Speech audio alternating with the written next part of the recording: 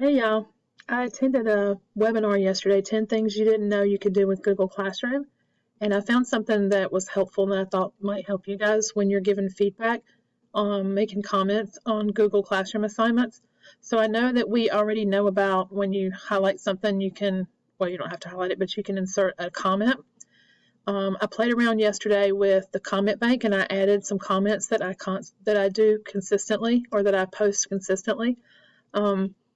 And I'll probably add to this as I go along.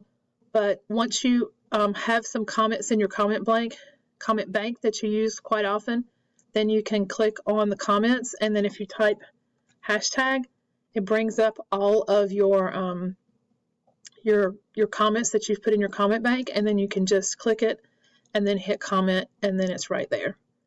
The other thing I wanted to show you was when you're submitting an audio message for feedback for kids, what I found is that when I put the link in private comments, it did not provide a link to it for some reason, but when you put it in an actual comment, it did. So I hope this is helpful when you're giving feedback to kids.